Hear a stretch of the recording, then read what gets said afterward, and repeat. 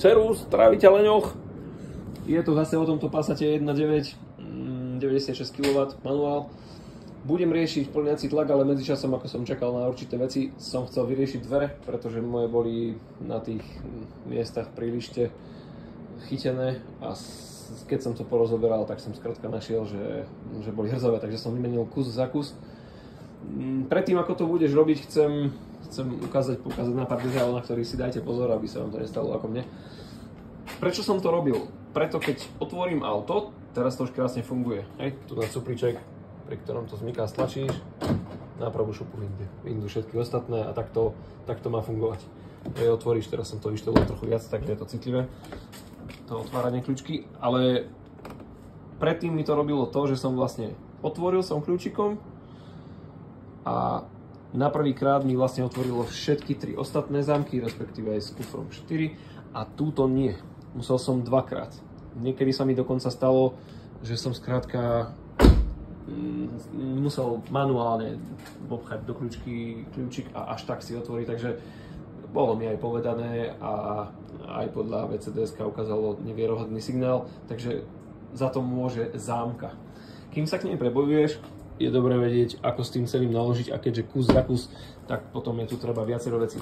Jednoduchá a prvá vec je, že toto mandielko sa dáva von. Normálne sa to len násilím podpáči sa to niečím plastovým, aby ste si to nezlomili.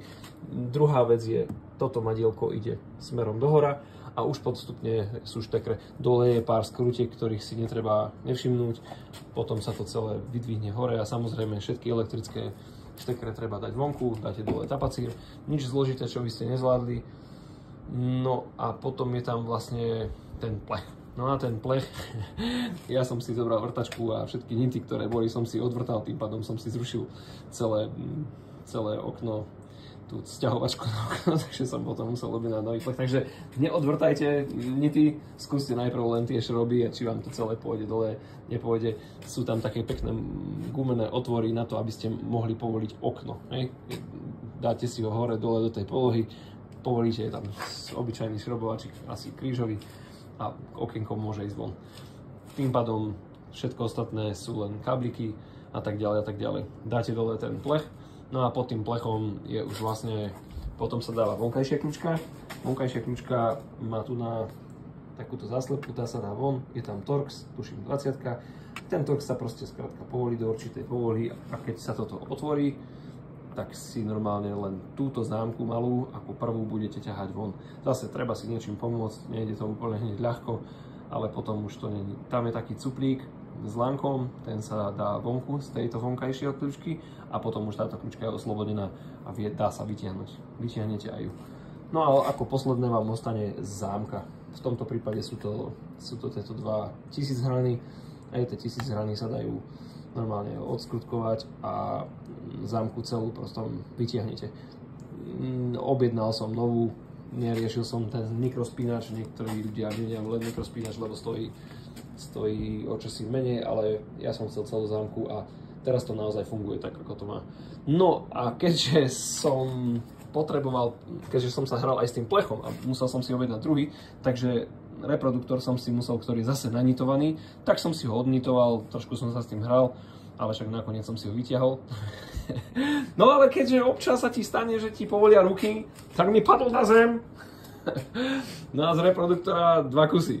No a teraz problém je v tom, že ty nezoženieš, rátaj s tým, že nezoženieš ten originál, takže som nabehol do obchodu a zobral som prvý, ktorý mi na tej rozteče sedel. Na rozteče ti krásne bude sedieť, priskrutkuješ si ho na skrutky, super.